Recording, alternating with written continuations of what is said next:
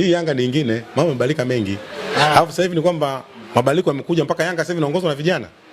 Unajua falsafa ya Yanga tokea zamani ilikuwa ni wazee ndio wanaonekana ndio wanaweza kuiongoza klabu. Lakini sasa hivi tofauti. Wanaongozwa Matunda, sio akina nani, wazee. Lakini sasa maisha yamebadilika. Sasa hivi vijana ndio wanaongoza vilabu. Umeelewa? Sasa hao vijana wanaongoza vilabu wana vision mpya. Wana maono mapya.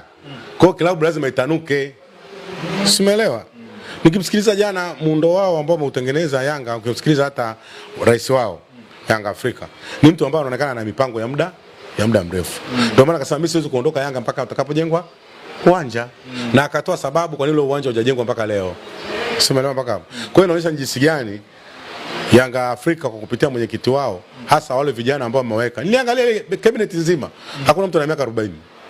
Wote ni vijana. Kwa hiyo lazima wawe na vision mpya, ndio wanaita kizazi cha Gen Z. Kizazi kipya cha vijana ambao kinakuja na maono mapya. Umeelewa mpaka hapo?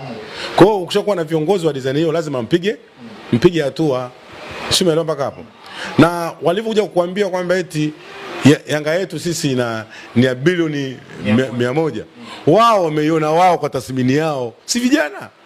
Vijana maono yao ni makubwa. Sasa nyewe bado mmeweka katika ile mambo ya kizamani yale ya kusema bilioni 30. Wao wanaona 100 na kuendelea. Kwa sababu wana vision ndefu. Sio unaelewa mpaka hapo. Yaani wale wana vision ya muda mrefu. Ndio unakuta wanaota vitu kama vile. Na vijana kazi yao ni kuota. Kutimiza na uzeeni.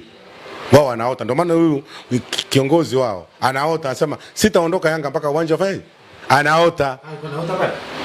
Kuota maana yake ni nini? Ni maono ya muda mrefu. Umeelewa? Sasa kuna mtu ana miaka 70, ana miaka 80. Hawezi kuwa na ndoto ya lini wakati muda wote unaondoka. Unaelewa mpaka hapo? Kwa hiyo unakuta ndoto za beba maono.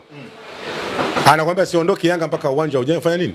Ujengwe. Ni mtu ambaye anakaa na vision ya muda mrefu.